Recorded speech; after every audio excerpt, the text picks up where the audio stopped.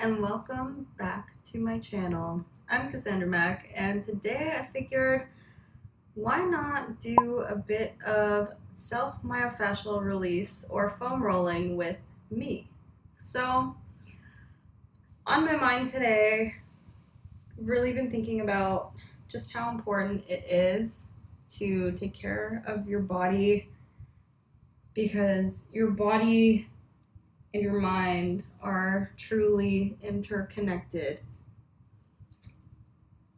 I think this year, 2020, has been such a crazy and traumatic year for a lot of people, myself included, and I think pretty much everybody in some way. And I went camping, not camping, but cottaging this weekend, and at one point I got to that stage of your vacation where you really start to feel the change of scenery setting in and affecting you in a positive way.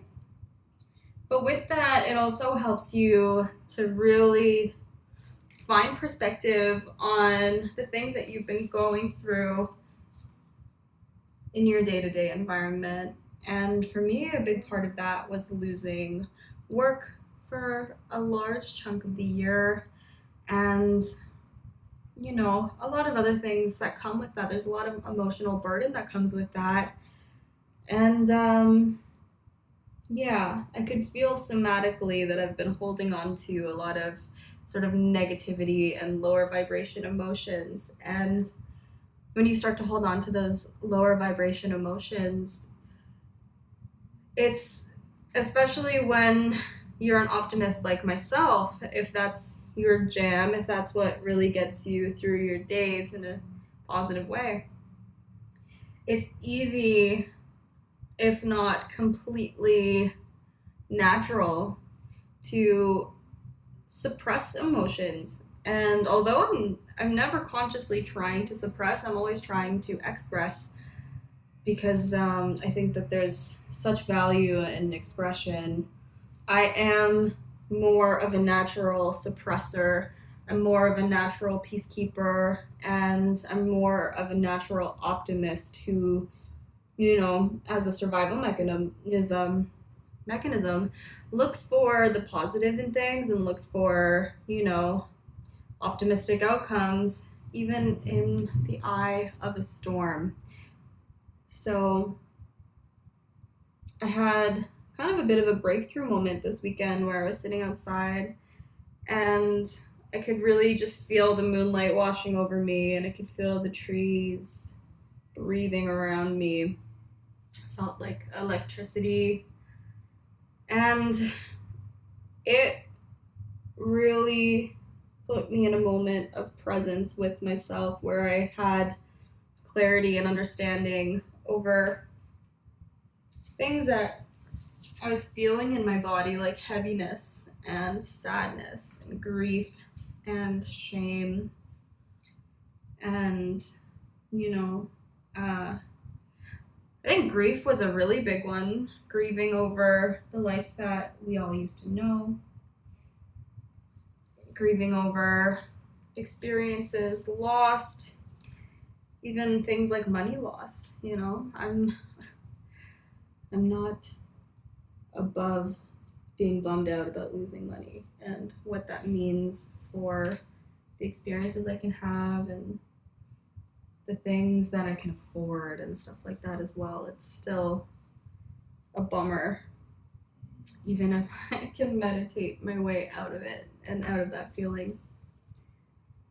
But I think coming back to your body on a regular basis and breathing and finding moments of silence is so key. It's so imperative, because those moments of clarity typically don't come when you're surrounded by chaos. And chaos can be even just stimulation. If you're surrounded by a lot of people, if you're surrounded by music, if you're surrounded by media, those things, although they're valuable and they're awesome, they really can get in the way of self-understanding. And our body will somatically hold on to these experiences until we give the proper time and attention to listen, to be our own source of compassion and our own shoulder to lean on. That is when the most primal version of who we are, our feelings and emotions that may not even necessarily need to have language attached to them, that's when they can come out. That's when they can express themselves and say, I'm here. And it's important to, distract yourself sometimes, because that helps. It really does help. Like, it's not like distractions don't serve a function, because they do. They completely serve a function. But at some point, you have to know that there is a backlog waiting. And if you were to imagine the unconditioned version of yourself, perhaps you as a toddler, child, infant, that person is still a valid person, and that's still a person that has needs and requires compassion and requires attention and a heart and ear and proper safety and shelter and all of that. And that part of us never goes away, as much as we can stimulate ourselves to believe otherwise, because multiple realities are true at the same time. Your linguistic reality and your emotional reality can be tied very, very heavily, but they're not necessarily the same thing. So I think it's important. I think it's really important to get out of your regular environment that you're in most of the time, whether that environment is your home or your body, right? So if my natural environment is a posture, if this is my natural environment posture, coming into a new environment can open me up to new perspectives and ideas.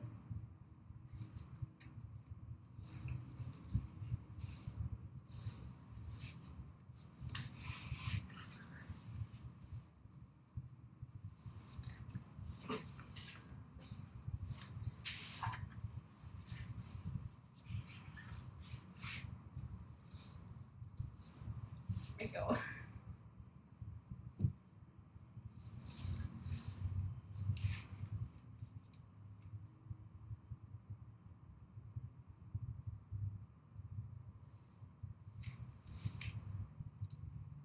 Every system in our body is integrated with the other systems. Your heart is not just your heart, it's your cardiovascular system, which is intrinsically tied to your respiratory system. Your breath impacts your nervous system. Your vagus nerve can turn on your rest and digest system, which puts you in a more relaxed, meditative state, which makes you more willing to hear more subtle truths. And those subtle truths are nuanced. They might not come in the form of a language. They might come in the form of a sigh. They might come in the form of crying, laughing, curling up with a cup of tea. We are complex in the fact that language really isn't truly able to define our needs always. And I think it's important to give ourselves the time of day to understand our own non-linguistic needs.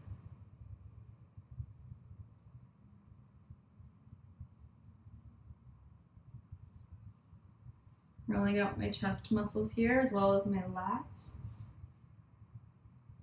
pecs. Teres major, it's in there somewhere, floating around, very tight. I tend to, especially in times of stress, I internally rotate my shoulders, which puts me in a protective state. It protects my heart, it protects my throat, my communication center. And over time, that has big implications. Not being able to extend my arms over my head properly and create warrior-like positions.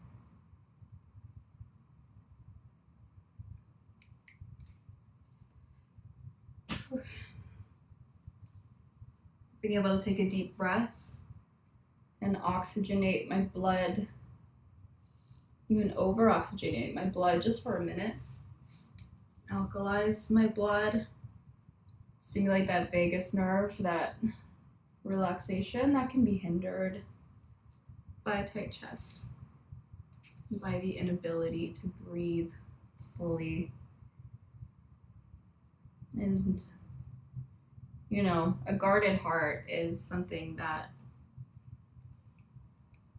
can keep us from being soft and compassionate and aware.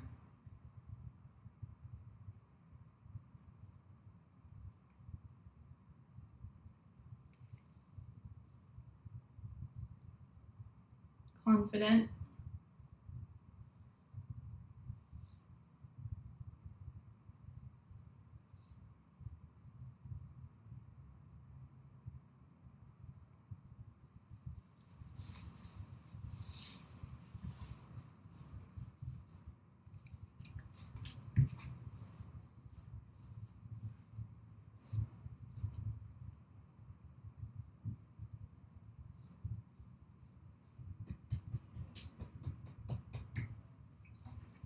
Do some quads. So when you take this position right here, where your fingers lie, that is a pretty good indicator of the biggest mass of trigger points that you have in your quads. You have 4 muscles that sort of interlace each other and then attach at the knee. And so there is a lot of sort of cross communication that can happen there. There's a lot of fascial adhesions, so that stuff that holds your muscles together and helps them communicate and feel properly. It can also be an adaptive tool that holds your muscles in their most prominent positions to save you energy over time. And that is an evolutionary benefit, but at the same time, it is also going to cause you stagnance and stress and potential injury. So it is evolutionary in that, you know, we require energy and it saves us energy, but fundamentally it's something that you have to maintain and be aware of because, you know, evolution tries its best to be intelligent, but sometimes it's a little pigeonholed in its approach.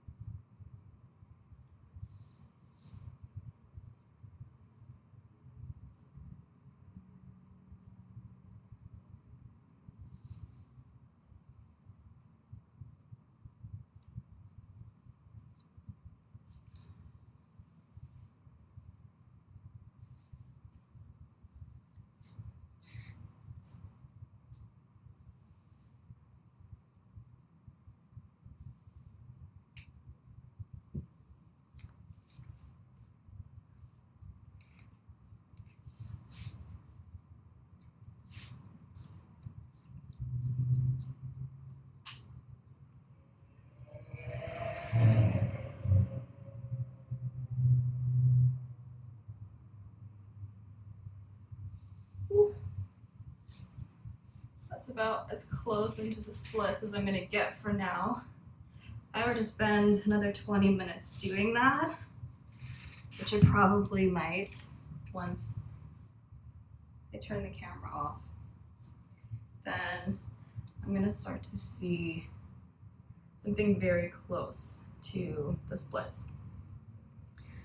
One thing is forcing yourself, though you might find that it does something for you, is never really the way that you want to go, because your movement is definitely like a symphony between, again, your nervous system and then your physical limitations because of your fascia and your bone structure and your muscles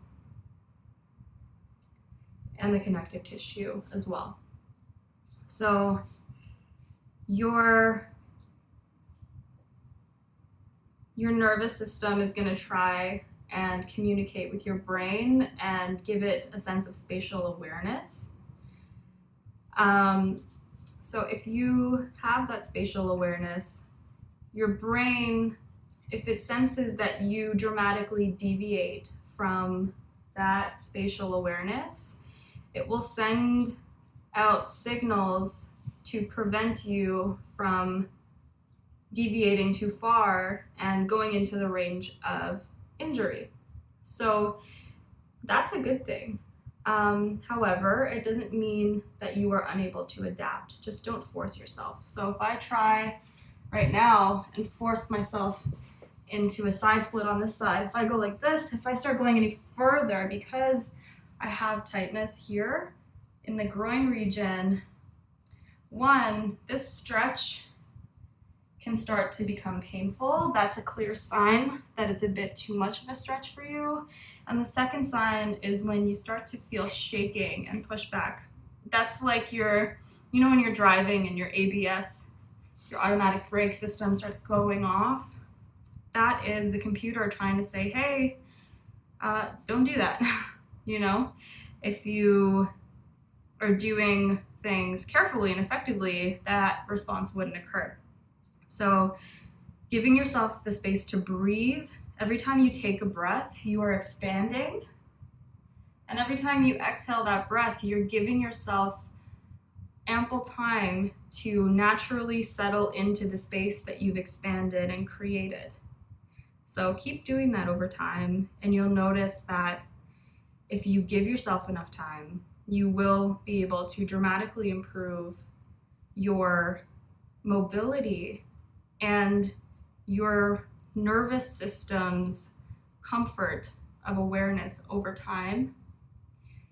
And just keep in mind that any of the patterns that we create over time, whether that's a hunched back or tight hips or a back that doesn't want to move in the middle or the lower portion, those things are happening for a reason. They're trying to protect you and they're trying to save you energy.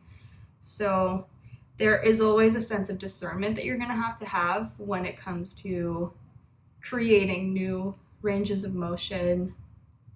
Treat it as a journey, never disrespect your body, because it's easy to come out of these positions and then, hobble away afterwards. And that's because you haven't been able to adapt to those positions. So even though you can take yourself very far in a single session, if you give yourself the time, you should always respect the fact that your body created that mechanism for a reason too. And you have to put something in its place. So if you have a really, really stiff back and your T-spine likes to curve like this, if I rid that for you in a single session, or if you do it for yourself, you're gonna walk away after and your body's gonna wanna do that again, because your extensors that pull your spine nice and straight, or at least into that natural S curve, they're not there. They're still not there. So you're not going to be supported when you come into this position, and it's going to make you tired. You're going to need things like kinesiology tape to kind of hold you there while you start to develop those structures. So it is like a symphony. It's a long game whenever you are learning about your body and trying to heal it. That doesn't mean you shouldn't try, but it definitely means that discernment is important.